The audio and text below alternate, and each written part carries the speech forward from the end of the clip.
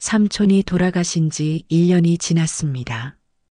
계절은 4번을 속절없이 갈아입었고 세상은 아무 일 없었다는 듯 분주하게 돌아갑니다. 하지만 제 시간은 삼촌의 장례식장에서 그 여자의 얼굴을 마주했던 그날 이후로 단 한 걸음도 앞으로 나아가지 못했습니다. 사람들은 제게 이제 그만 삼촌을 보내드리라고, 산 사람은 살아야 하지 않겠냐고 위로를 건넵니다. 그들은 모릅니다. 제가 보내지 못하는 것이 비단 돌아가신 삼촌뿐만이 아니라는 것을. 저는 지금 제 인생에서 가장 존경하고 사랑했던 한 남자의 마지막 존엄을 되찾기 위한 길고 외로운 전쟁을 시작하는 중입니다. 이것은 그 전쟁의 기록이자 천사의 가면을 쓴 악마에게 모든 것을 빼앗길 뻔했던 한 남자의 처절한 고백입니다. 제게 삼촌, 김진석은 아버지와 같은 존재였습니다. 제가 태어나기 전 돌아가신 할아버지를 대신해 집안의 가장 노릇을 했던 삼촌은 평생을 결혼도 하지 않고 오직 우리 가족만을 위해 헌신했습니다. 제가 아주 어릴 적 아버지가 사업 실패로 힘들어하실 때도 묵묵히 자신의 적금을 깨서 도움을 주었던 분이 바로 삼촌이었습니다. 그런 삼촌에게 저는 유독 각별한 조카였습니다. 아버지는 엄하셨고 어머니는 늘 바쁘셨기에 제 어린 시절의 기억 속에는 항상 삼촌의 묵직한 그림자가 함께했습니다. 기억나는 가장 오래된 추억은 7살 적의 어느 여름날입니다. 동네 아이들이 모두 가지고 있던 최신형 로봇 장난감이 너무나도 갖고 싶었지만 차마 부모님께는 말씀드릴 수 없었습니다. 며칠을 끙끙 앓던 저를 삼촌은 말없이 당신의 낡은 트럭에 태우셨습니다. 삼촌은 어디로 가는지 말씀도 없이 한참을 달려 저를 강가의 낚시터로 데려갔습니다. 그리고는 서툰 솜씨로 제게 낚싯대 던지는 법을 가르쳐 주셨죠.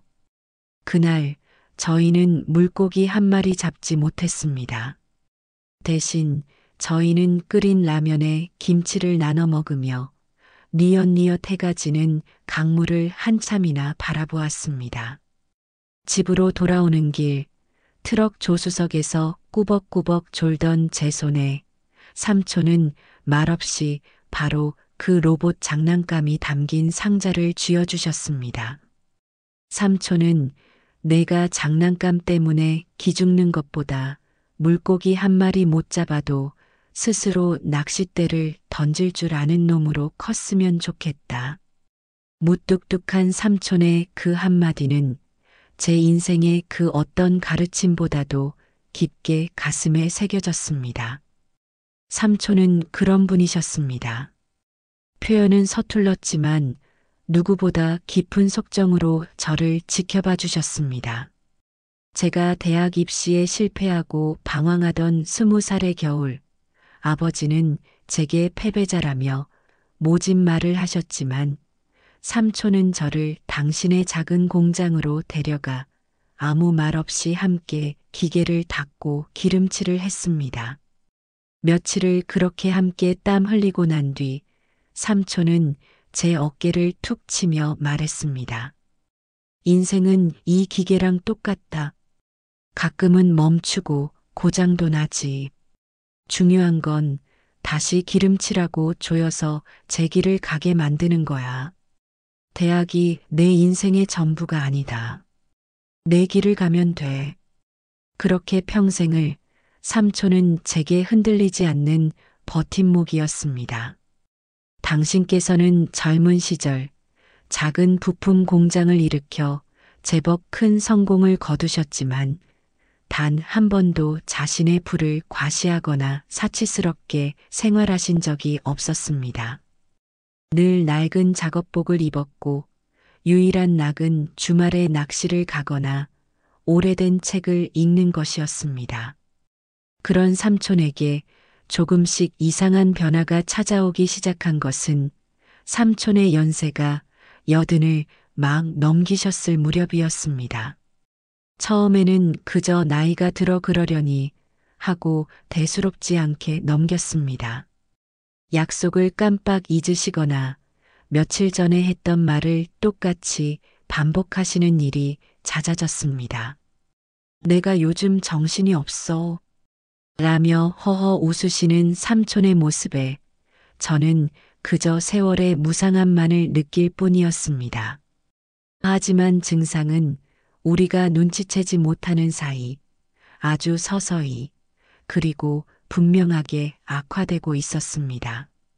어느 주말 저는 여느 때처럼 삼촌 댁을 찾았습니다.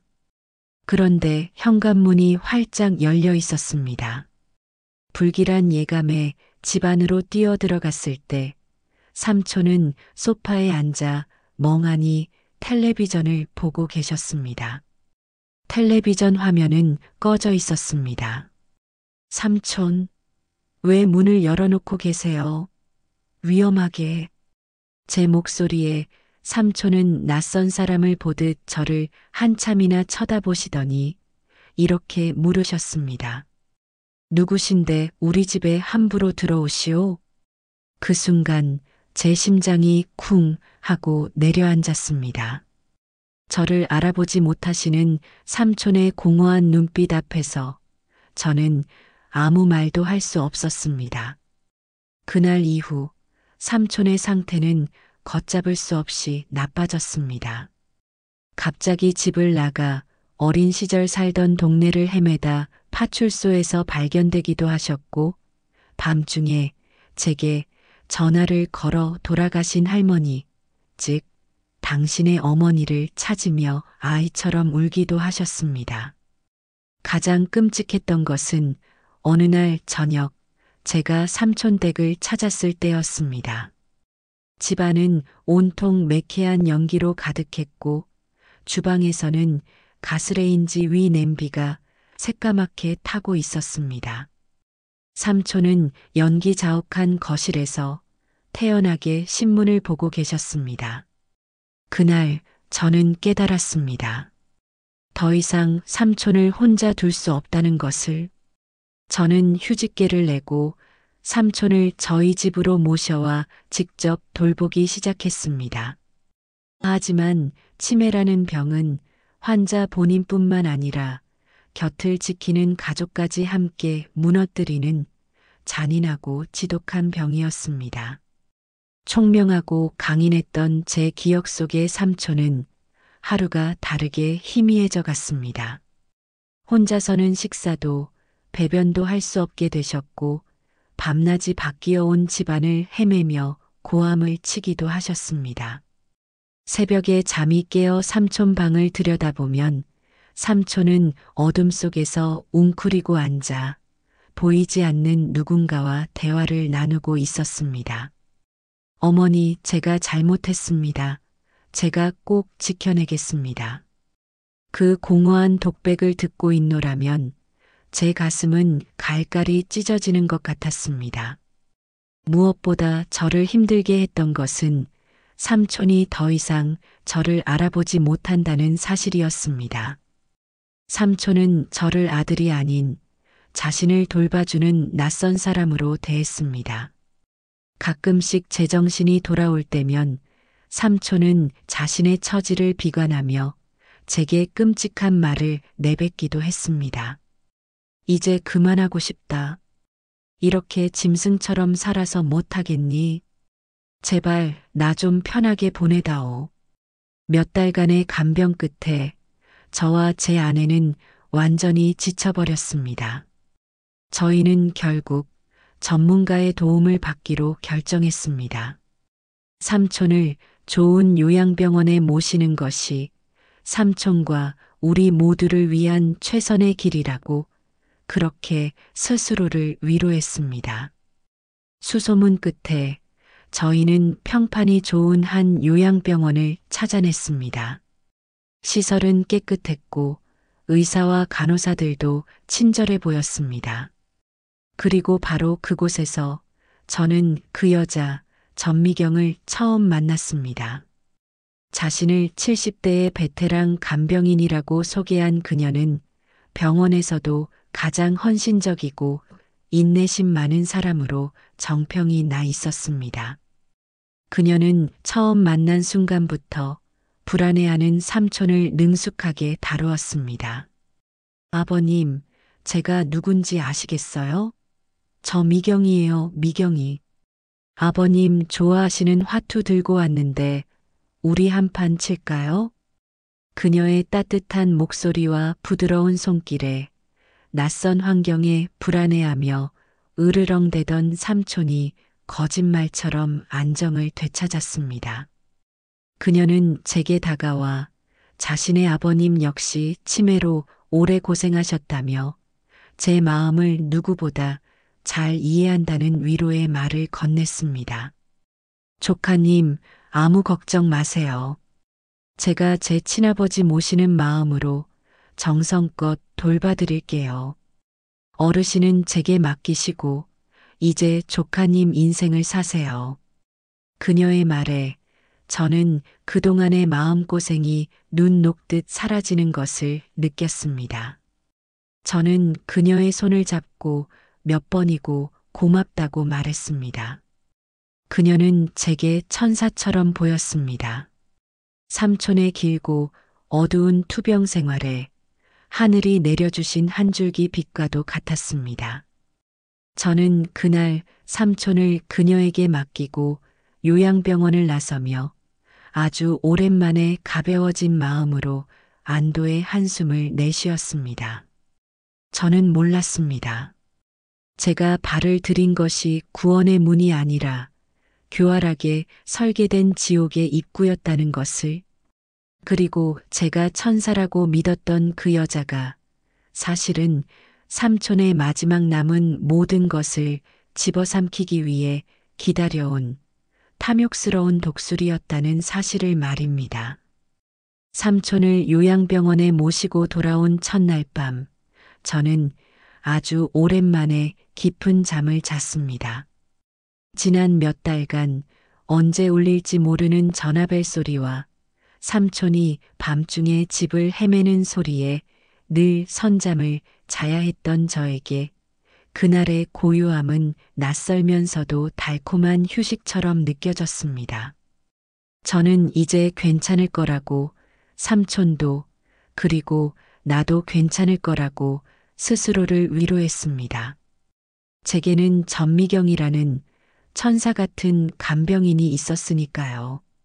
그녀의 따뜻한 미소와 헌신적인 태도는 제 마음을 짓누르던 죄책감과 불안감을 씻어주는 유일한 구원이었습니다. 저는 그때 제가 지옥의 문턱에서 악마에게 제 삼촌의 손을 직접 넘겨주었다는 사실을 정말 꿈에도 알지 못했습니다. 그 후 몇 달간 저의 삶은 거짓된 평온 속으로 천천히 잠겨 들어갔습니다. 저는 일주일에 서너 번씩 요양병원을 찾았습니다. 갈 때마다 저는 제 선택이 옳았음을 확인받는 기분이었습니다. 전미경은 그야말로 완벽한 간병인이었습니다. 그녀는 삼촌의 식단부터 투약 시간, 심지어는 삼촌이 좋아하는 옛날 노래까지 모든 것을 세심하게 챙겼습니다. 어느 날 오후 제가 예고 없이 병실을 찾았을 때 그녀는 창가에 앉아 뜨개질을 하고 있었습니다. 그리고 그녀의 옆에는 휠체어에 앉은 삼촌이 햇볕을 쬐며 평온하게 잠들어 있었습니다. 그녀는 저를 보더니 조용히 손가락을 입술에 가져다 대며 속삭였습니다. 쉬, 아버님, 아주 오랜만에 꿀잠 주무시네. 어젯밤에 잠을 좀 설치셔서. 저는 그 모습에 가슴이 뭉클해졌습니다. 그녀는 제 삼촌을 그저 환자가 아닌 정말 자신의 아버지처럼 대하고 있었습니다. 그녀가 뜨고 있던 것은 삼촌을 위한 겨울용 털 조끼였습니다. 전 선생님, 정말 감사합니다. 제가 어떻게 이 은혜를 다 갚아야 할지. 은혜는요. 제가 좋아서 하는 일인데요. 뭘. 조카님이야말로 매번 이렇게 찾아오시고 아버님 생각하는 마음이 지극하시잖아요. 그런 조카님이 계셔서 아버님은 정말 복 받으신 거예요. 그녀는 언제나 저를 먼저 치켜 세워 주었고 제 마음의 짐을 덜어 주었습니다. 제가 삼촌을 위해 비싼 과일이나 영양제를 사가면 그녀는 손사래를 치며 거절하곤 했습니다. 조카님, 이런데 돈 쓰지 마세요. 제 보람은 아버님이 제 손을 잡고 한번 웃어주시는 거예요. 차라리 그 돈으로 조카님 맛있는 거 사드세요. 조카님이 힘을 내셔야 아버님도 힘을 내시죠. 그녀의 말은 언제나 제 마음을 꿰뚫어 보는 듯 했고, 저는 그런 그녀에게 인간적인 감동과 함께 깊은 부채감을 느끼기 시작했습니다. 그녀는 단순한 간병인이 아니라 저와 함께 삼촌의 고통을 나누어지고 있는 일종의 동지처럼 느껴졌습니다. 그녀는 교묘한 방법으로 저와 삼촌 사이의 유일한 소통 창구가 되어갔습니다. 제가 병원에 가지 못하는 날이면 그녀는 먼저 제게 전화를 걸어 삼촌의 시시콜콜한 일상까지 모두 전해주었습니다. 조카님, 오늘 아버님이요.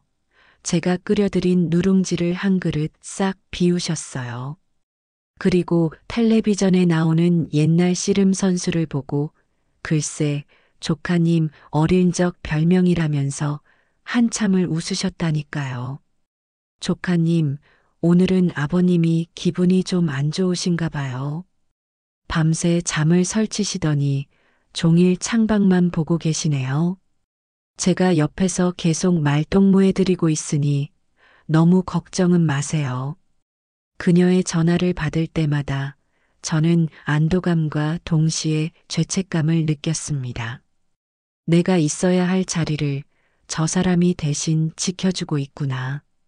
그녀는 저를 안심시키는 동시에 제가 삼촌에게 얼마나 소홀한 조카인지를 은연중에 일깨우며 저를 자신에게 더욱 의존하게 만들었습니다. 그녀와 가까워질수록 저는 제 모든 것을 그녀에게 털어놓기 시작했습니다. 삼촌과의 추억, 제 어린 시절, 그리고 제가 하는 일과 미래에 대한 고민까지. 어느 날 저는 삼촌이 평생을 바쳐 이룬 재산에 대한 이야기를 하게 되었습니다. 삼촌이 얼마나 정직하게 돈을 벌었는지, 그리고 그 돈을 언젠가는 좋은 곳에 쓰고 싶어 하셨다는 이야기를요. 그 이야기를 하는 동안 저는 그녀의 눈빛에서 아주 잠깐 이전과는 다른 종류의 빛이 스쳐 지나가는 것을 보았습니다. 그것은 단순한 호기심이 아닌 날카롭고 차가운 무언가였습니다. 그러셨구나. 아버님이 정말 대단한 분이셨네요. 그 귀한 재산을 이제 조카님이 잘 지키셔야 할 텐데. 혼자 힘드시지는 않으세요? 그녀는 걱정스러운 표정으로 물었지만 그 질문은 마치 제 재산의 규모와 관리 상태를 떠보는 듯한 예리함이 있었습니다. 저는 그 순간 아주 잠깐 미세한 위화감을 느꼈습니다. 하지만 저는 곧 고개를 저었습니다. 내가 너무 예민한 것이겠지. 저렇게 헌신적인 분에게 내가 지금 무슨 상상을 하는 것인가. 저는 제 스스로의 못된 의심을 자책하며 그녀에게 더욱 미안하고 고마운 마음을 갖게 되었습니다. 하지만 그 후로도 아주 사소하지만 석연치 않은 일들이 계속해서 일어났습니다. 제가 병실에 들어설 때마다 다른 간호사들이나 간호조무사들이 저를 보고 흠칫 놀라거나 어색하게 자리를 피하는 일이 잦아졌습니다. 제가 그들에게 삼촌의 상태를 물으면 그들은 전 선생님께 여쭤보세요. 저희보다 그분이 더 잘 아실 거예요. 라며 즉답을 피했습니다. 그들의 눈에는 저를 향한 미묘한 동정과 전미경을 향한 불편한 경계심이 뒤섞여 있었습니다.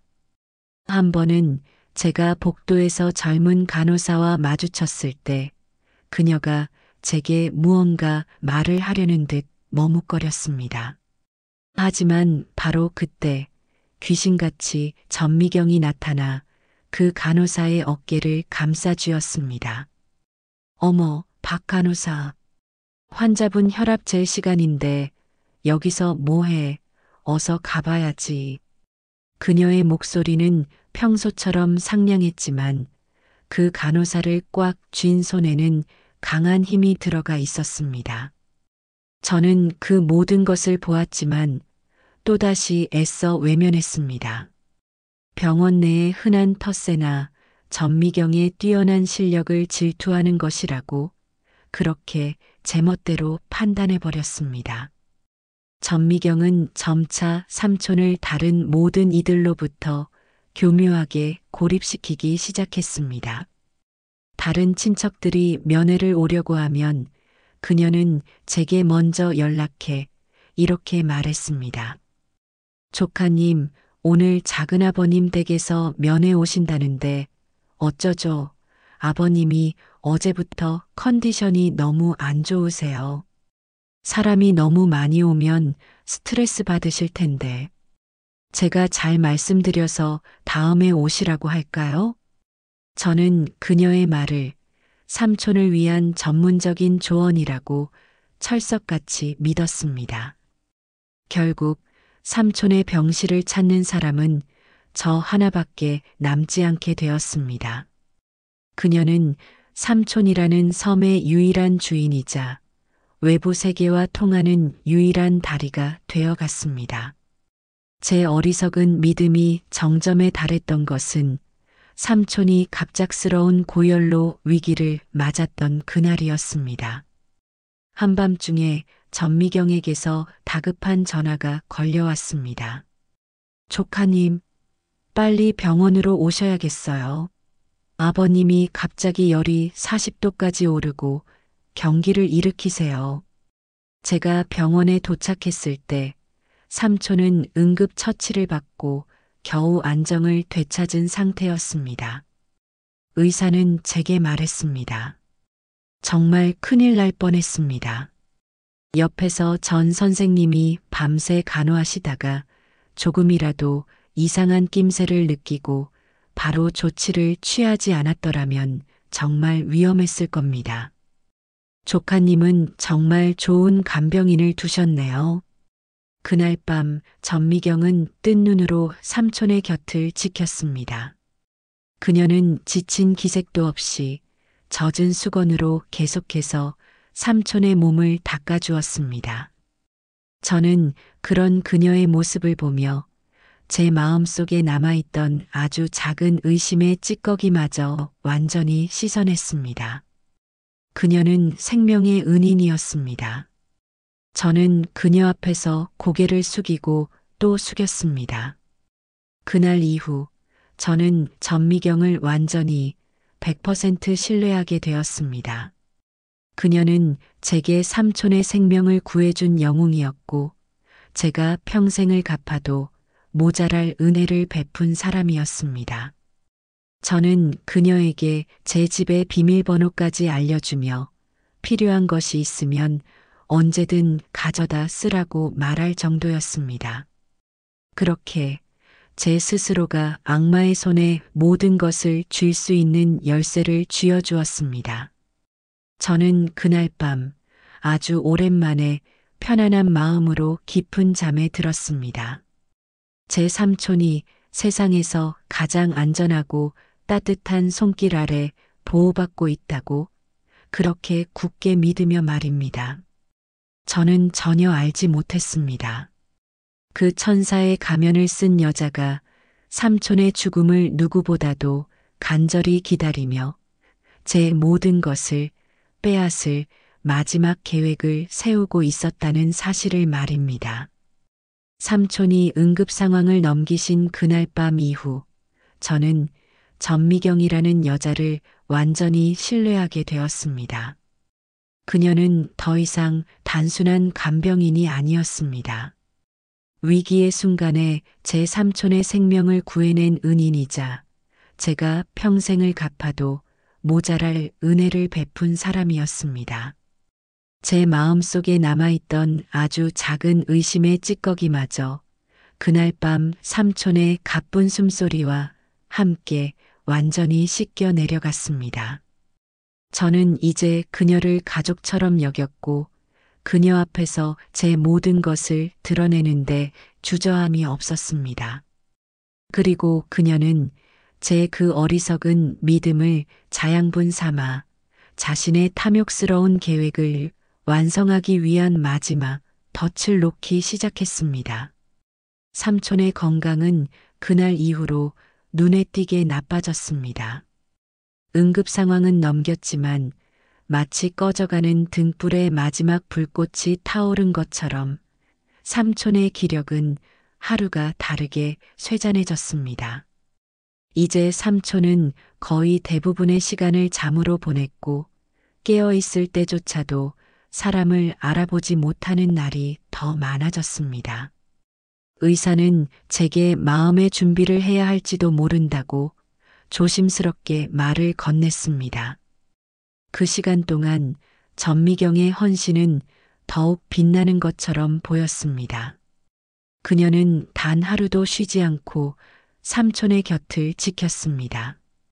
제가 지쳐서 잠시 눈을 붙이고 싶을 때도 그녀는 조카님, 어서 들어가서 쉬세요. 아버님은 제가 있으니 아무 걱정 마세요. 라며 저를 등 떠밀었습니다. 그녀는 삼촌의 대소변을 받아내고 앙상하게 마른 삼촌의 몸을 매일같이 정성껏 닦아주었습니다. 저는 그런 그녀의 모습을 보며 세상에 저런 사람이 또 있을까 하고 감탄했습니다. 그녀는 점차 삼촌의 모든 것을 관리하는 대리인이 되어갔습니다. 병원비 수납부터 삼촌의 개인 물품 관리, 심지어는 저와의 면회 시간 조절까지 그녀는 언제나 아버님 상태를 봐서요. 라는 말을 앞세웠고 저는 그 말을 삼촌을 위한 전문가의 소견이라고 철석같이 믿었습니다. 조카님, 오늘은 아버님이 혈압이 좀 높으시네요. 아무래도 면회는 짧게 하시는 게 좋겠어요. 조카님, 오늘은 아버님이 기분이 좋으신지 종일 웃고만 계세요. 조카님 오시면 분명 좋아하실 거예요. 그녀의 말 한마디에 저는 천국과 지옥을 오갔습니다. 그녀는 제 감정까지 완벽하게 통제하고 있었습니다. 그러던 어느 날 그녀는 제게 아주 조심스럽게 하지만 단호한 어조로 한 가지 제안을 했습니다. 조카님, 제가 이런 말씀드리기는 정말 송구스럽지만 아버님께서 남은 시간이 그리 길지 않은 것 같습니다. 혹시라도 아버님 가시고 나면 장례 절차나 그 외에 복잡한 문제들이 많을 텐데 조카님 혼자 감당하기 힘드실 거예요. 제가 비록 남이지만 아버님 마지막 가시는 길까지 책임지고 도와드리고 싶은데 혹시 제가 법적으로 아버님의 보호자 역할을 할 수 있는 방법이 없을까요? 그래야 제가 병원 일 처리하기도 수월하고 조카님 짐도 덜어드릴 수 있을 텐데요. 저는 그 말을 듣고 오히려 제가 그녀에게 너무 큰 짐을 지우고 있는 것 같아 미안한 마음이 들었습니다. 선생님, 그렇게까지 신경 써주시니 정말 몸 둘 바를 모르겠습니다. 제가 어떻게 해야 선생님이 편하게 삼촌을 돌봐주실 수 있을까요? 그녀는 기다렸다는 듯 서류 몇 장을 꺼내 들었습니다. 그것은 성년 후견인 지정 신청서였습니다. 그녀는 법률 용어에 익숙하지 않은 제게 그것이 단지 자신이 삼촌을 돌보는데 필요한 행정적 절차일 뿐이라고 재산과는 아무런 관련이 없다고 거듭 강조했습니다. 저는 그녀의 말을 의심하지 않았습니다. 아니, 의심하고 싶지 않았습니다. 저는 그녀가 내민 서류 곳곳에 기꺼이 제 도장을 찍어 주었습니다. 그로부터 2달 후, 가을비가 추적추적 내리던 어느 새벽이었습니다. 병원으로부터 전화가 걸려왔습니다. 삼촌이 주무시듯 조용히 세상을 떠나셨다는 소식이었습니다. 올 것이 왔구나 생각하면서도 심장이 쿵 하고 내려앉았습니다. 저는 빗속을 뚫고 병원으로 달려갔습니다. 병실에는 하얀 천이 덮인 채 누워있는 삼촌과 그 옆에서 소리 없이 눈물을 흘리고 있는 전미경이 있었습니다. 그녀는 저를 보자마자 와락 끌어안고 오열했습니다. 조카님, 아버님이 가셨어요. 제가 마지막까지 잘 모셨어야 했는데 죄송해요. 저는 그녀와 함께 한참을 울었습니다. 그리고는 장례 절차를 준비하기 시작했습니다. 하지만 제가 장례식장에 연락을 취하고 영정사진을 고르는 그 모든 순간 전미경은 마치 자신이 상주라도 된 것처럼 모든 것을 앞장서서 처리하고 있었습니다. 처음에는 경황이 없는 저를 대신해 고생해 주는 것이라 고맙게만 생각했습니다. 장례식 첫날이었습니다. 저는 상주 완장을 차고 조문객을 맞을 준비를 하고 있었습니다. 그때 전미경이 검은 상복을 입고 제게 다가왔습니다. 그녀의 손에는 또 다른 상주 완장이 들려 있었습니다. 조카님, 이제 이것도 차셔야죠. 네. 선생님, 그게 무슨... 어머, 아직 모르셨구나. 이제 제가 조카님의 작은 어머니가 되었어요. 그녀가 제게 내민 것은 빳빳한 종이 한 장이었습니다. 혼인관계 증명서. 거기에는 제 삼촌 김진석과 전미경이라는 이름이 나란히 적혀 있었습니다. 혼인신고일은 삼촌이 세상을 떠나시기 불과 몇 달 전이었습니다. 저는 제 눈을 의심했습니다. 머릿속이 하얘지고 온몸에서 피가 빠져나가는 기분이었습니다. 이게 대체 무슨 말입니까? 조카님도 아시잖아요. 아버님이랑 저 서로 많이 의지했던 거.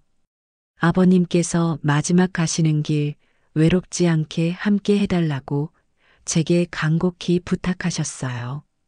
그래서 조용히 저희끼리만 식을 올리고 법적으로도 부부가 되었습니다. 그녀는 눈물을 글썽이며 말했지만 그녀의 눈빛 어디에도 슬픔은 없었습니다. 대신 오랫동안 기다려온 승리를 거머쥔 자의 차가운 희열이 번뜩이고 있었습니다. 그 순간 저는 모든 것을 깨달았습니다. 그녀의 헌신적인 간호, 저를 향한 따뜻한 위로, 그리고 저를 안심시켰던 그 모든 행동들이 실은 제 삼촌의 50억 재산을 가로채기 위한 치밀하게 계산된 연극이었다는 것을. 그녀는 제 삼촌의 마지막 존엄과 제 믿음을 자신의 탐욕을 채우기 위한 도구로 이용했던 것입니다. 거짓말. 우리 삼촌은 그럴 뿐이 아니에요. 당신이 삼촌을 속이고 꾸민 짓이겠지. 저는 그녀에게 소리쳤지만 그녀는 오히려 저를 불쌍하다는 듯 쳐다보며 말했습니다. 조카님 마음은 이해하지만 이건 엄연한 법적 사실이에요. 이제 아버님의 유일한 상속인은 아내인 저 하나뿐입니다. 조카님은 이제 이 집안 사람이 아니라는 뜻이죠.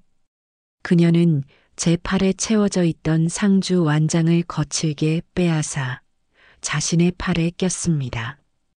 그리고는 장례식장의 모든 사람들에게 자신이 고인의 아내이자 이 장례식의 진짜 상주라고 선언했습니다. 장례식장은 순식간에 아수라장이 되었습니다. 뒤늦게 소식을 듣고 달려온 다른 친척들이 그녀에게 항의했지만 그녀는 눈 하나 깜짝하지 않고 법적인 서류를 내밀었습니다. 법 앞에서 우리의 분노와 억울함은 아무런 힘이 없었습니다. 저는 그날 제 삼촌의 장례식장에서 상주가 아닌 한낱 조문객으로 멀리서 삼촌의 마지막 가는 길을 지켜봐야만 했습니다. 영정사진 속에서 환하게 웃고 있는 삼촌의 얼굴을 보며 저는 다짐하고 또 다짐했습니다. 삼촌, 죄송해요. 제가 너무 어리석었어요. 제가 저 악마 같은 여자의 손에 삼촌을 넘겨드렸어요. 하지만 걱정 마세요. 제가 제 모든 것을 걸고 삼촌의 마지막 존엄과 삼촌의 평생이 담긴 그 모든 것을 되찾아올게요. 그리고 저 여자에게 인간의 존엄을 짓밟은 대가가 얼마나 끔찍한 것인지 반드시 가르쳐 줄게요. 그렇게 제 삼촌의 장례식장은 제 인생에서 가장 길고 외로운 전쟁의 시작을 알리는 비정한 출정식장이 되었습니다. 삼촌의 장례식은 제게 장례식이 아니었습니다. 그것은 제 인생에서 가장 길고 외로운 전쟁의 시작을 알리는 비정하고 소란스러운 출정식장이었습니다. 영정사진 속에서 환하게 웃고 있는 삼촌의 얼굴을 보며 저는 굳게 맹세했습니다. 삼촌, 죄송해요. 제가 너무 어리석었어요. 제가 저 악마 같은 여자의 손에 삼촌을 넘겨드렸어요. 하지만 걱정 마세요. 제가 제 모든 것을 걸고 삼촌의 마지막 존엄과 삼촌의 평생이 담긴 그 모든 것을 되찾아올게요. 그리고 저 여자에게 인간의 존엄을 짓밟은 대가가 얼마나 끔찍한 것인지 반드시 가르쳐 줄게요. 장례 절차가 모두 끝나자마자 저는 변호사를 찾아갔습니다. 제 오랜 친구이자 국내에서 손꼽히는 법무법인의 실력 있는 변호사였습니다. 제 이야기를 모두 들은 친구는 안타까운 표정으로 제 어깨를 두드렸습니다. 친구야, 정말 힘든 일을 겪었구나. 내 마음은 내가 누구보다 잘 알겠다. 하지만 솔직히 말해서 이건 정말 어려운 싸움이 될 거야. 상대방은 법적으로 완벽한 서류를 가지고 있어.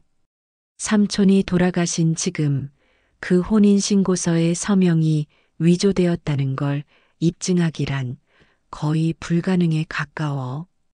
친구의 비관적인 전망에도 저는 포기하지 않았습니다. 아니, 나는 포기 못해. 내 삼촌은 그런 분이 아니야. 치매로 정신이 온전치 않으셨던 분을 속이고 그분의 인생을 통째로 도둑질한 저 여자를 나는 절대로 용서할 수 없어. 방법이 있을 거야. 분명히. 제 단호한 의지에 친구는 결국 고개를 끄덕였습니다. 우리는 가장 먼저 전미경을 사문서 위조 혐의로 형사 고소하기로 결정했습니다. 그것이 그녀의 범죄를 입증하고 모든 것을 제자리로 돌려놓을 가장 확실한 방법이라고 생각했습니다. 저는 삼촌이 살아생전에 남기신 모든 흔적들을 샅샅이 뒤졌습니다. 삼촌이 자필로 쓰신 편지, 계약서, 심지어는 오래된 일기장까지 삼촌의 필체를 증명할 수 있는 자료들을 산더미처럼 모아 경찰서에 제출했습니다. 저는 희망을 가졌습니다. 이 명백한 증거들 앞에서 저 여자의 거짓말은 분명히 드러날 것이라고요. 경찰 조사가 시작되었습니다. 저는 수시로 경찰서에 불려가 진술을 했습니다. 제가 아는 삼촌의 모든 것, 삼촌의 성품, 그리고 전미경이라는 여자가 얼마나 교활하게 삼촌에게 접근했는지를 눈물로 호소했습니다. 저를 담당했던 형사님은 제 이야기를 들으며 함께 분노해 주었고 제 손을 잡아주기까지 했습니다. 조카님, 걱정 마십시오. 저희가 반드시 진실을 밝혀내겠습니다. 그 말에 저는 용기를 얻었습니다. 하지만 전미경이라는 여자는 제가 상상했던 것보다 훨씬 더 치밀하고 악랄한 사람이었습니다. 그녀는 경찰 조사에서 시종일관 눈물을 흘리며 자신이야말로 억울한 피해자라고 주장했습니다. 그녀가 꾸며낸 이야기는 완벽했습니다. 그녀는 자신과 제 삼촌이 요양병원에서 만난 황혼의 사랑이었다고 말했습니다. 외로운 노인 둘이 서로의 상처를 보듬어주며 사랑에 빠졌고 가족들의 반대를 무릅쓰고 조용히 둘만의 언약식을 올린 것이라고요. 그녀는 삼촌이 자신에게 써주었다는 낯 뜨거운 연애 편지까지 증거로 제출했습니다. 그 편지의 필체는 제가 아는 삼촌의 필체와 너무나도 흡사했습니다. 저는 경악했습니다. 그녀가 그토록 오랫동안 삼촌의 곁에서 이런 날을 위해 치밀하게 모든 것을 준비해왔다는 사실에 온몸에 소름이 돋았습니다. 저는 요양병원의 다른 간호사들을 찾아가 증언을 부탁했지만 그들은 모두 약속이라도 한 듯 입을 닫았습니다. 저희는 아무것도 모릅니다. 두 분 사이는 좋아 보였어요. 전미경이 이미 그들의 입을 돈으로 막아버렸다는 것을 저는 어렵지 않게 짐작할 수 있었습니다. 몇 달간의 지루한 공방 끝에 마침내 검찰로부터 연락이 왔습니다. 결과는 증거 불충분으로 인한 무혐의 처분이었습니다. 검찰청 복도에서 저는 담당 검사에게 전해들은 그 몇 마디 말 앞에서 그대로 무너져 내렸습니다. 고인의 필적을 직접 대조할 수 없는 현 상황에서 피의자의 혐의를 입증할 직접적인 증거가 부족합니다. 제출하신 필적 자료만으로는 혼인신고서의 서명이 위조되었다고 단정하기 어렵습니다. 법은 진실의 편이 아니었습니다. 법은 오직 증거의 편이었습니다. 저는 그날 법이라는 거대한 벽 앞에서 처음으로 처참한 패배를 맛보았습니다. 그 소식을 들은 전미경은 더욱 기고만장해졌습니다. 그녀는 삼촌이 남기신 부동산의 소유권을 자신이 세운 유령회사로 이전하고 은행에서 거액의 담보대출을 받아 돈을 빼돌리기 시작했습니다. 삼촌이 평생을 바쳐 지켜온 모든 것들이 눈앞에서 저 악마의 손에 산산이 조각나고 있었습니다. 어느 날 저는 삼촌의 유품이라도 챙기기 위해 마지막으로 삼촌이 살던 집에 들렀습니다. 하지만 그곳에는 이미 전미경이 낯선 남자들과 함께 들어와 있었습니다. 그들은 집안의 가구와 물건들을 견적을 내고 있었고 그녀는 마치 여왕이라도 된 것처럼 그들 앞에서 군림하고 있었습니다. 어머, 조카님 아니신가? 여긴 이제 어쩐 일로? 아, 삼촌 물건이라도 챙기러 왔나 보네. 미안해서 어쩌나. 내가 이미 싹 다 정리해서 버렸는데. 낡고 냄새나는 물건들을 새 집에 들릴 수는 없잖아. 그녀는 제 앞에서 보란 듯이 조롱의 미소를 지었습니다. 저는 분노로 온몸이 떨렸습니다. 당신 정말 인간이 맞소? 어떻게 그런 짓을? 왜 이래, 조카님? 법적으로 다 끝난 이야기 아니었나? 이제 이 집도 저 회사도 삼촌이 남긴 모든 게 다 내 거야. 대한민국 법이 그렇게 정해줬다고. 그러니까 조카님은 이제 그만 포기하고 내 인생이나 살아. 계속 이렇게 귀찮게 굴면 나도 더는 안 참아. 무고죄로 고소해서 내 인생까지 아주 박살을 내줄 테니까. 그녀는 제 귓가에 뱀처럼 속삭였습니다. 아, 그리고 내가 조카님이 불쌍해서 특별히 용돈이라도 좀 챙겨줄까 했는데 오늘 보니 그럴 마음이 싹 사라지네. 그러게 누가 그렇게 멍청하게 굴래? 삼촌이 나를 얼마나 사랑했는지 조카님은 평생 모를 거야. 그 말을 끝으로 그녀는 제 앞에서 현관문을 쾅 닫아버렸습니다. 저는 굳게 닫힌 문 앞에서 한참이나 멍하니 서 있었습니다. 온몸에 힘이 빠져나가고 다리가 풀려 그 자리에 주저앉았습니다. 패배감, 굴욕감, 그리고 지독한 무력감. 그 모든 것이 저를 덮쳤습니다. 그날 밤 저는 작은 아파트에 홀로 앉아 소주를 마셨습니다. 책상 위에는 그동안의 소송 기록과 법률 서류들이 산더미처럼 쌓여 있었습니다. 저는 그 서류들을 보며 처음으로 모든 것을 포기하고 싶다는 생각을 했습니다. 나는 이길 수 없다. 저 악마를, 저 견고한 법의 벽을 나는 절대로 이길 수 없다.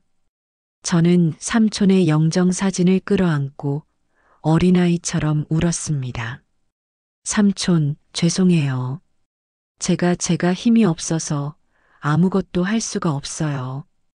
그냥 여기서 다 멈추는 게 맞나 봐요. 삼촌, 정말 죄송해요. 그렇게 제 인생의 모든 빛이 꺼져버린 것 같았던 가장 길고 어두운 밤이 깊어가고 있었습니다. 며칠을 저는 시체처럼 보냈습니다. 회사에는 병가를 냈고 전화기는 꺼두었으며 창문의 커튼을 굳게 닫은 채 어둠 속에서 술만 마셨습니다. 세상의 모든 소음으로부터 그리고 제 자신의 무력함으로부터 도망치고 싶었습니다. 이대로 모든 것을 잊고 저 악마 같은 여자가 삼촌의 모든 것을 집어삼키는 것을 그저 지켜보는 것 외에는 제가 할 수 있는 일이 없다고 생각했습니다. 그러던 어느 날 밤이었습니다. 술에 취해 거실 바닥에 잠들어 있던 저는 꿈을 꾸었습니다. 꿈속에서 저는 어린 시절의 그 낚시터에 서 있었습니다.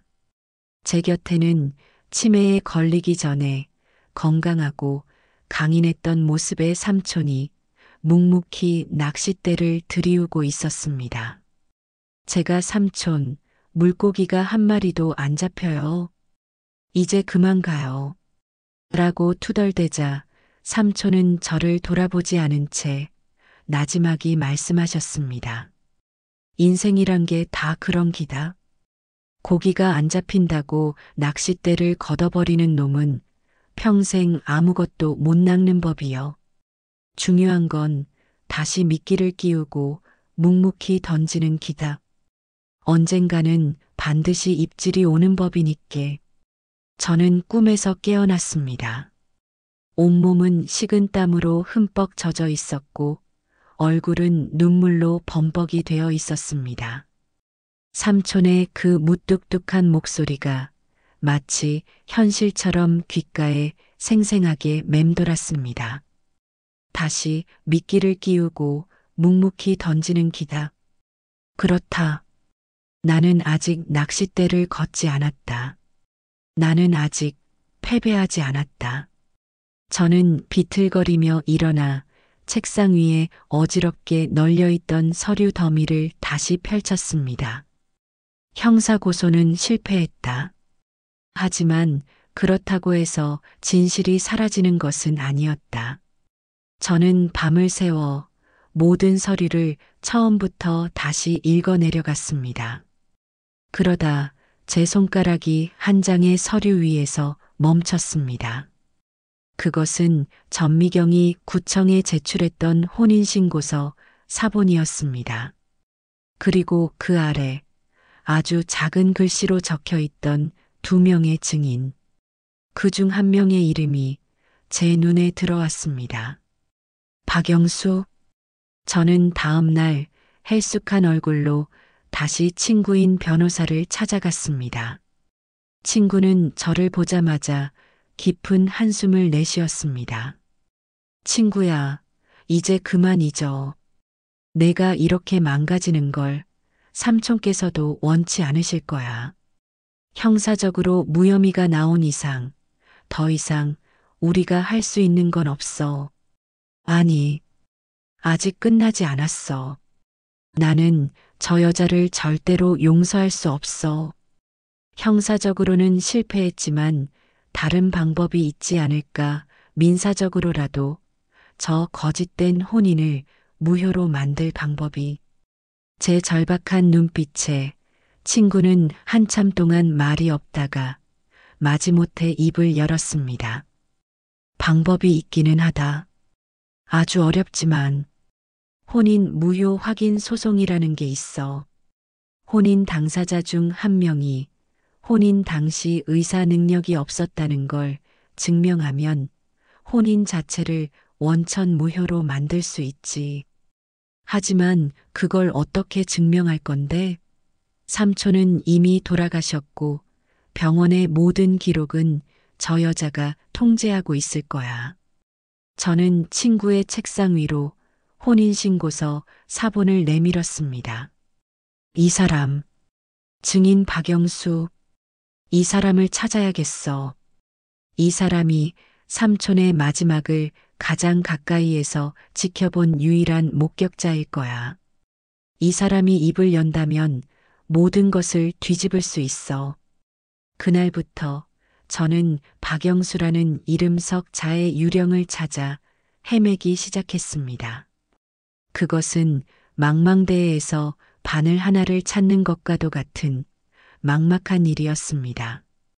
변호사인 친구도 개인정보보호법 때문에 그의 주소를 알아낼 수 없다고 했습니다. 제가 가진 단서는 그저 이름석자와 그가 삼촌과 같은 요양병원에 연관이 있었다는 사실뿐이었습니다. 저는 가장 먼저 요양병원을 다시 찾아갔습니다. 하지만 예상대로 그곳은 철옹성이었습니다. 원무과에서는 환자 보호자의 개인정보는 알려드릴 수 없다는 말만 반복했고 저를 경계하는 눈빛으로 쳐다보았습니다. 전미경이 이미 손을 써둔 것이 분명했습니다. 저는 포기하지 않았습니다. 매일같이 요양병원 주차장에 차를 세워두고 퇴근하는 간호사들과 간호조무사들을 붙들고 물었습니다. 하지만 그들은 모두 약속이라도 한 듯 저를 피하거나 모른다고 고개를 저었습니다. 며칠을 허탕만 치자 저는 전략을 바꾸기로 했습니다. 저는 예전에 저를 담당했던 그나마 양심적으로 보였던 형사님을 찾아갔습니다. 그는 이미 종결된 사건이라며 난처해했지만 제 끈질긴 부탁에 그리고 그의 마음속에 남아있던 한 줌의 미안함에 결국 제게 작은 실마리를 던져주었습니다. 제가 공식적으로는 아무것도 해드릴 수 없습니다. 하지만 박영수 씨가 방문했던 환자는 김진석 어르신과 같은 병실을 썼던 최만식이라는 분이었습니다. 그분은 한 달 전에 퇴원해서 지금은 자택 요양 중이라고 들었습니다. 그 한마디가 제게는 한 줄기 빛과도 같았습니다. 저는 그날부터 최만식 할아버지의 행방을 수소문하기 시작했습니다.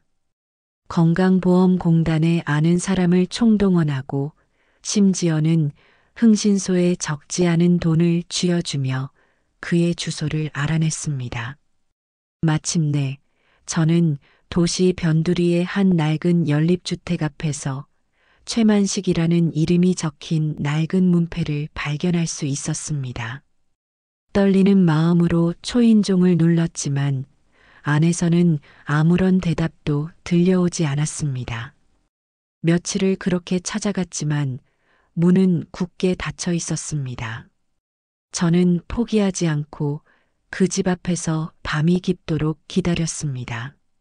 그리고 마침내 며칠 만에 한 중년 남자가 지친 기색으로 그 집 현관문을 열고 들어가는 것을 발견했습니다. 바로 혼인신고서에 적힌 또 다른 증인, 최만식 할아버지의 아들이었습니다. 저는 그에게 다가가 제 신분을 밝히고 박영수 씨에 대해 물었습니다. 하지만 그는 저를 벌레 보듯 쳐다보며 차갑게 말했습니다. 당신이 그 사람이요? 우리 아버지는 이제 아무것도 기억 못하시오.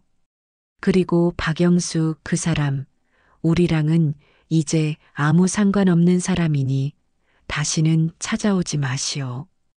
그는 제 앞에서 문을 쾅 닫아버렸습니다. 저는 또다시 거대한 벽에 부딪힌 기분이었습니다. 하지만 저는 그 눈빛에서 무언가를 읽었습니다. 그것은 단순한 귀찮음이 아니었습니다. 무언가를 숨기려는 자의 명백한 두려움이었습니다.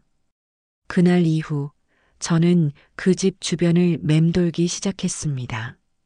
그리고 며칠 만에 저는 마침내 그토록 찾아 헤매던 유령 박영수 씨와 마주칠 수 있었습니다. 그는 최만식 할아버지의 집에서 나오는 길이었습니다. 사진으로만 보았던 그의 얼굴은 생각보다 더 평범하고 어딘지 모르게 겁에 질려 있었습니다. 저는 그의 앞을 막아섰습니다. 박영수 씨 맞으시죠? 저는 김진석 씨의 조카입니다. 그는 제 목소리에 마치 사냥꾼 앞의 사슴처럼 온몸을 경직시켰습니다. 그는 저를 피해 도망치려 했지만 저는 그의 팔을 붙잡고 애원했습니다. 제발, 제발 제 이야기 좀 들어주세요. 아저씨가 제 마지막 희망입니다. 우리는 근처의 허름한 찻집에 마주 앉았습니다. 그는 시종일관 불안한 눈빛으로 주변을 두리번거렸습니다. 저는 그에게 제가 겪었던 모든 일들을 털어놓았습니다. 삼촌의 이야기, 전미경의 사기 행각, 그리고 제가 이 싸움을 포기할 수 없는 이유를요. 제 이야기가 끝나자 그는 깊은 한숨을 내쉬었습니다. 나는 아무것도 모릅니다. 그냥 전미경 그 여자가 부탁해서 도장만 찍어준 것뿐입니다. 그의 목소리는 심하게 떨리고 있었습니다. 저는 그의 손을 잡고 마지막으로 호소했습니다. 아저씨, 아저씨는 제 삼촌과 같은 병실의 아버님을 모셨으니 아실 겁니다. 치매라는 병이 사람을 얼마나 무력하게 만드는지를요. 제 삼촌은 마지막 순간까지 자신의 존엄을 지키고 싶어 하셨습니다. 부디 그 마지막 길이라도 편안히 가실 수 있도록 진실을 말씀해 주세요. 제 눈물 섞인 호소에 그의 눈시울도 붉어졌습니다. 그는 한참 동안 말이 없다가 마침내 아주 작은 목소리로 그날의 진실을 털어놓기 시작했습니다. 사실 김어르신, 그러니까 조카님의 삼촌께서는 제게 분명히 말씀하셨습니다. 전미경, 그 여자가 잘해주기는 하지만 가끔씩 이상한 서류를 내밀며 도장을 찍으라고 해서 무섭다고요. 절대로 그 여자와 결혼할 생각이 없다고, 자신의 모든 재산은 조카에게 물려줄 것이라고 제게 몇 번이고 말씀하셨습니다. 박영수 씨의 목소리는 회한으로 가득 차 있었습니다. 그날도 전미경은 제게 웃으며 다가와 어르신과 좋은 관계이니 증인이 되어 달라고 부탁했습니다. 저는 당연히 거절했죠. 어르신의 뜻을 아니까요. 그리고 어르신께 직접 확인하겠다고 말했습니다. 하지만 바로 그 순간 그녀의 얼굴이 차갑게 변하더군요. 그녀는 제 아버지가 누워 계신 침대를 턱으로 가리키며 말했습니다. 박 선생, 아버님 약 드실 시간이네. 우리 병원 간호사들이 가끔씩 약을 빠뜨리거나 다른 약을 드릴 때도 있던데 그러면 안 되지 않겠어. 그건 명백한 협박이었습니다. 저는 숨을 죽였습니다. 저는 두려웠습니다. 제 아버지 역시 스스로를 방어할 수 없는 연약한 노인이었으니까요. 만약 내가 여기서 거절하면 저 여자가 내 아버지에게 무슨 짓을 할지 모른다는 공포. 저는 결국 제 아버지를 지키기 위해 돌아가신 조카님의 삼촌을 외면하고 말았습니다. 그 여자가 어르신께 확인시켜 주겠다며 병실로 저를 데려갔지만 그날따라 삼촌께서는 강한 수면제를 맞으셨는지 제정신이 아니었습니다. 그녀는 그런 삼촌의 손을 억지로 잡고 도장을 찍게 했고 저는 그저 눈을 감아버렸습니다. 정말 죄송합니다. 그는 제 앞에서 고개를 숙이고 오열했습니다. 저는 그를 원망할 수 없었습니다. 그 역시 저 악마 같은 여자의 또 다른 희생자였으니까요. 저는 그의 어깨를 두드리며 말했습니다. 아닙니다. 아저씨, 이제라도 이렇게 용기를 내어주셔서 정말 감사합니다. 아저씨는 아버님을 지키기 위해 어쩔 수 없는 선택을 하셨던 겁니다. 이제 저와 함께 제 삼촌을 지켜주십시오. 법정에서 지금 하신 이 말씀을 그대로 증언해 주실 수 있겠습니까? 박영수 씨는 눈물을 닦고 굳은 얼굴로 고개를 끄덕였습니다. 그의 눈에는 더 이상 두려움이 아닌 늦게나마 정의를 실현하겠다는 단호한 의지가 서려 있었습니다. 저는 그날 비로소 어둠 속에서 한 줄기 빛을 보았습니다. 길고 길었던 절망의 터널 끝에 마침내 작은 출구가 보이기 시작한 것입니다. 박영수 씨의 떨리는 고백을 듣는 내내 제 주먹은 저도 모르게 하얗게 쥐어졌습니다. 분노 때문이 아니었습니다.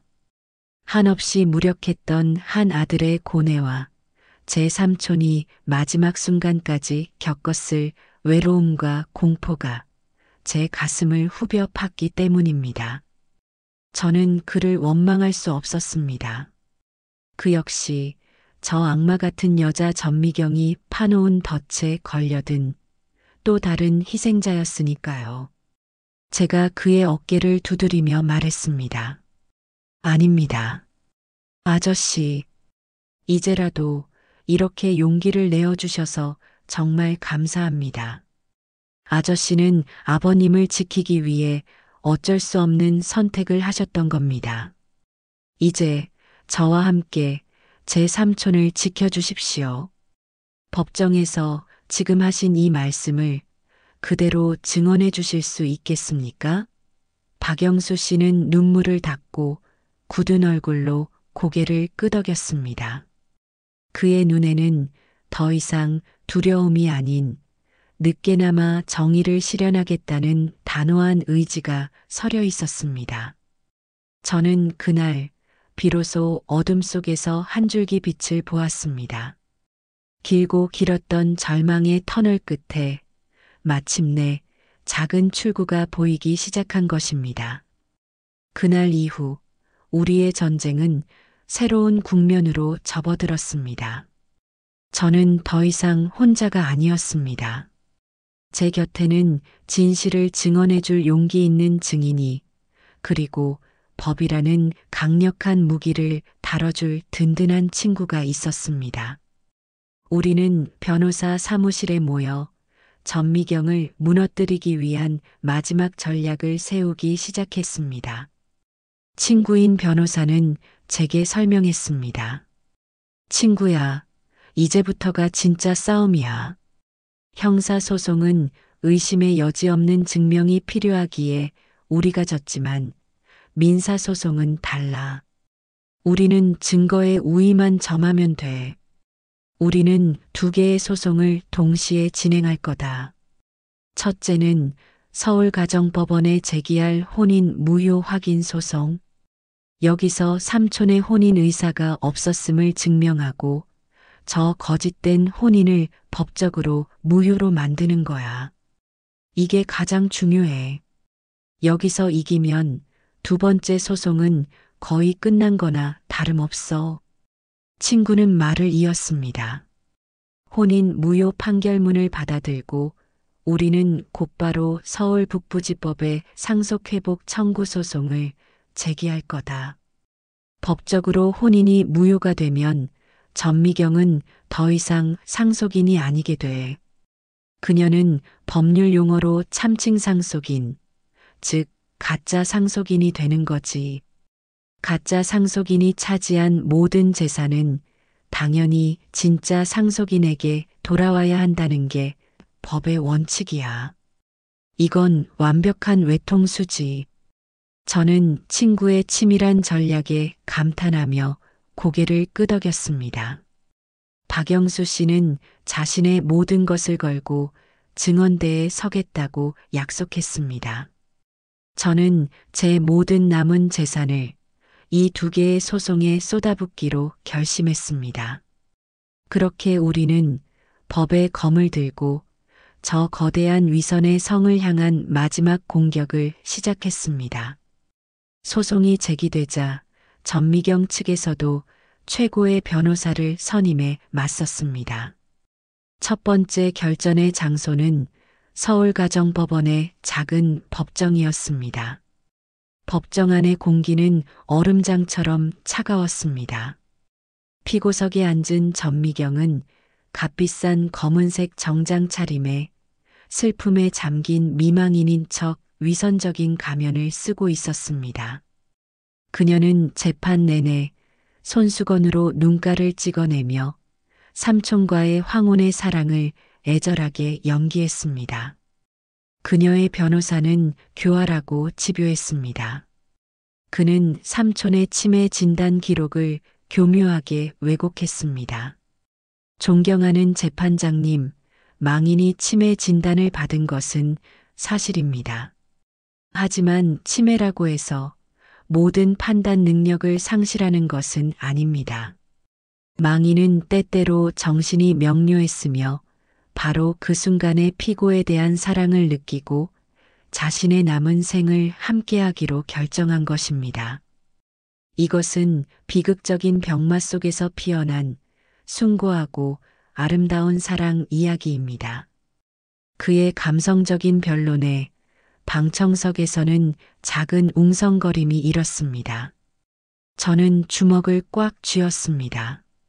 저들의 뻔뻔함에 피가 거꾸로 솟는 것 같았습니다. 마침내 재판의 향방을 결정지을 핵심 증인 박영수 씨가 증인석에 섰습니다. 그의 얼굴은 긴장감으로 창백하게 굳어 있었습니다. 제 친구가 먼저 신문을 시작했습니다. 증인 망인 김진석 씨와는 어떤 관계였습니까? 같은 병실에 아버님을 모셨던 인연으로 자주 말동무를 해드렸습니다. 저와는 친구처럼 지냈습니다. 증인은 망인으로부터 피고 전미경 씨와의 관계에 대해 들은 바가 있습니까? 네, 있습니다. 어르신께서는 제게 분명히 말씀하셨습니다. 전미경 씨가 잘해주기는 하지만 가끔씩 이상한 서류를 내밀며 도장을 찍으라고 해서 무섭다고요. 절대로 그 여자와 결혼할 생각이 없으며 자신의 모든 재산은 조카에게 물려줄 것이라고 제게 몇 번이고 말씀하셨습니다. 그 순간 피고석에 앉은 전미경의 얼굴이 미세하게 굳어지는 것을 보았습니다. 그녀의 변호사가 날카롭게 반대 신문을 시작했습니다. 증인은 지금 위증의 벌을 받을 수 있다는 사실을 알고 있습니까? 증인은 바로 이 혼인신고서에 직접 증인으로 서명한 장본인입니다. 그렇지 않습니까? 네, 맞습니다. 그런데 이제 와서 망인이 결혼할 의사가 없었다고 말을 바꾸는 이유는 무엇입니까? 원고 측으로부터 거액의 돈이라도 받기로 약속했습니까? 그의 모욕적인 질문에 박영수 씨의 얼굴이 붉게 달아올랐습니다.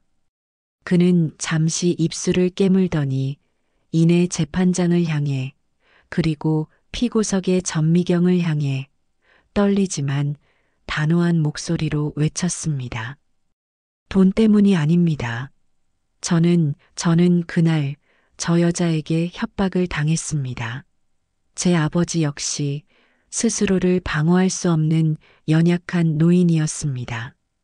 만약 제가 여기서 증인 서명을 거절하면 저 여자가 제 아버지에게 무슨 해코지를 할지 모른다는 공포. 저는 결국 제 아버지를 지키기 위해 돌아가신 김진석 어르신을 외면하고 말았습니다. 저 여자가 어르신께 확인시켜 주겠다며 병실로 저를 데려갔지만 그날따라 어르신께서는 강한 수면제를 맞으셨는지 제정신이 아니었습니다.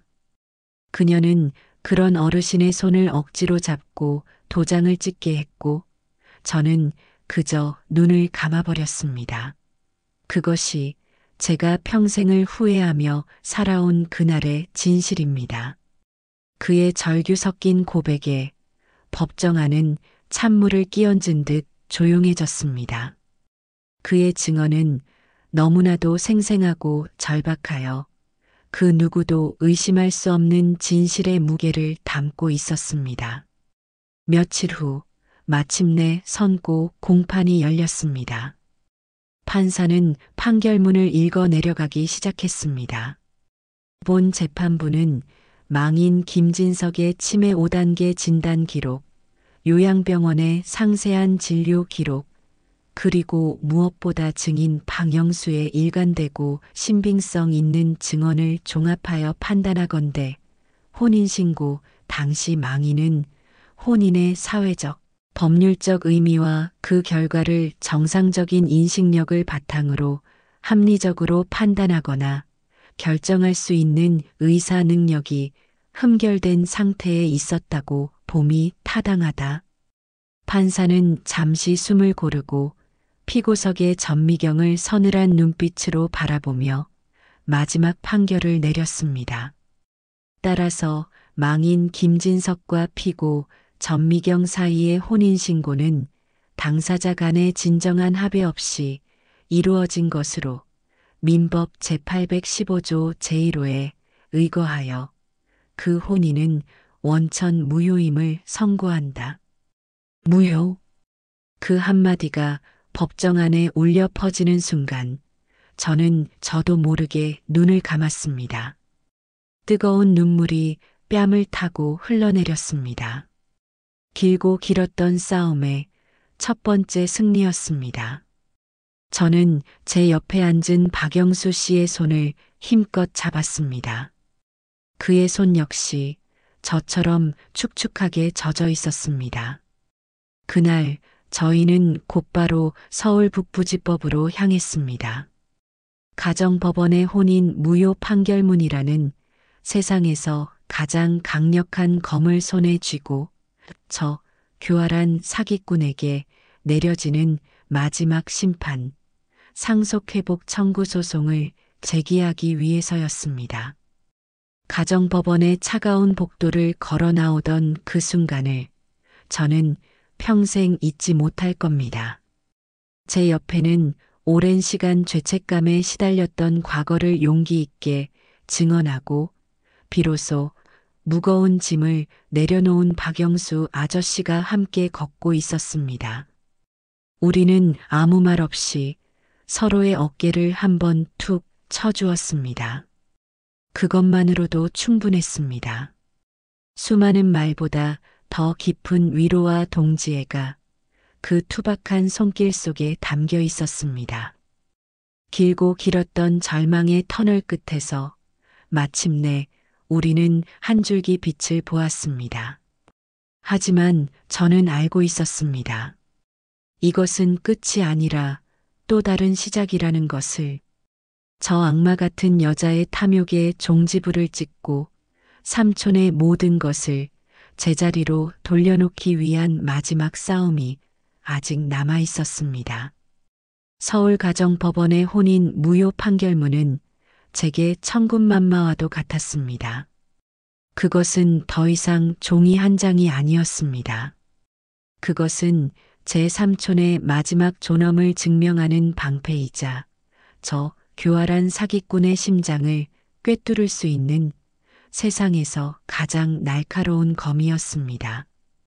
저희는 그 검을 손에 쥐고 곧바로 마지막 결전의 장소인 서울 북부지법으로 향했습니다. 마지막 소송, 상속회복 청구 소송을 제기하기 위해서였습니다. 친구인 변호사는 제게 말했습니다. 친구야, 이제부터는 시간 싸움이야. 저쪽에서는 분명히 항소하고 어떻게든 재산을 빼돌리기 위해 발악을 할 거다. 하지만 걱정 마. 혼인이 무효가 된 이상 저 여자는 법적으로 완벽한 남남이야. 상속인으로서의 모든 권리는 소멸됐어. 재판은 우리에게 절대적으로 유리해. 친구의 말대로였습니다. 마지막 재판은 이전과는 비교할 수 없을 정도로 싱겁게 끝났습니다. 피고석에 앉은 전미경은 이전에 화려하고 당당했던 모습은 온데간데 없이 초라하고 폐색이 짙은 모습이었습니다. 그녀의 옆에는 거액의 수임료를 받았을 최고급 변호사 대신 지치고 의욕 없는 국선 변호사가 앉아 있었습니다. 재판은 길지 않았습니다. 재판장은 가정법원의 혼인 무효 판결문을 근거로 모든 사실관계를 재확인했습니다. 그리고는 차갑고 위험 있는 목소리로 마지막 판결을 내렸습니다. 피고 전미경은 망인 김진석과의 혼인이 원천 무효가 됨에 따라 법률상 재산 상속권이 없음에도 사실상 상속인의 지위를 부당하게 차지한 참칭상속인에 해당한다. 따라서 참칭상속인에 의해 이루어진 망인의 모든 부동산 소유권 이전과 근저당권 설정 등기는 민법 제999조에 의거하여 전부 무효임을 선고한다. 피고는 원고에게 모든 재산을 원상 회복하고 그동안 부당하게 취득한 모든 이익을 반환하라. 참칭상속인. 그 낯선 법률 용어가 그녀의 모든 것을 규정하는 낙인이 되었습니다. 그녀는 더 이상 삼촌의 아내도 50억 유산의 상속인도 아니었습니다. 그녀는 그저 남의 재산을 훔치려 했던 이름 없는 사기꾼일 뿐이었습니다. 판결이 내려지는 순간 그녀는 법정 바닥에 주저앉아 악에 바친 비명을 질렀습니다. 하지만 그 비명에 귀 기울이는 사람은 아무도 없었습니다. 며칠 후 저는 법원 집행관과 함께 삼촌의 집을 찾아갔습니다. 그 사이 전미경은 이미 온갖 가구와 귀중품을 빼돌리고 집을 엉망으로 만들어 놓은 뒤였습니다. 그녀는 마지막까지 발악하며 집을 내놓지 않으려 했지만 법원의 강제 집행 명령서 앞에서 결국에는 쫓겨나듯 짐을 싸야 했습니다. 그녀가 마지막으로 집을 나서던 순간 우리의 눈이 마주쳤습니다.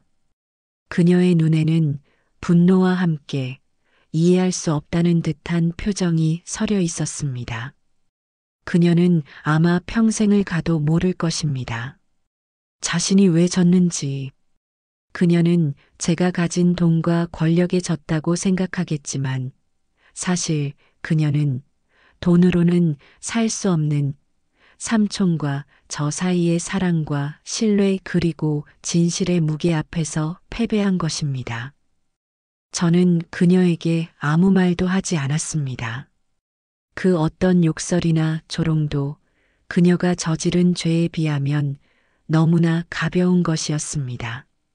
저는 그저 묵묵히 그녀가 제 시야에서 완전히 사라질 때까지 지켜보았습니다. 그것이 제가 그녀에게 내리는 마지막 형벌이었습니다. 그녀는 모든 것을 잃고 곧이어 터져나올 수많은 사기 소송과 위증죄에 대한 형사 재판까지 받게 되는 비참한 최후를 맞이하게 될 것이었습니다. 그렇게 길고 길었던 7년간의 전쟁이 끝났습니다. 삼촌의 모든 재산은 다시 삼촌의 이름으로 돌아왔습니다. 하지만 제 마음은 예상했던 것만큼 기쁘거나 후련하지 않았습니다. 대신 거대한 파도가 휩쓸고 지나간 뒤에 공허한 정적만이 제 마음을 채웠습니다. 저는 삼촌의 텅 빈 집을 정리하며 수없이 울었습니다. 삼촌이 아끼던 낚싯대, 손때 묻은 책들, 그리고 전미경이 치워버렸던 제가 어릴 적 삼촌과 함께 찍은 낡은 흑백 사진을 다시 찾아 제자리에 놓으며 저는 비로소 깨달았습니다. 제가 되찾은 것이 단순히 돈과 재산이 아니라 바로 이 기억들이라는 것을, 삼촌과 저만의 그 누구도 훼손할 수 없는 소중한 시간들이라는 것을. 저는 삼촌의 유산을 삼촌의 뜻에 맞게 사용하기로 했습니다. 저는 변호사와 함께 김진석 추모 치매 노인 지원 재단을 설립했습니다. 삼촌의 전 재산은 이 재단에 기부되었습니다.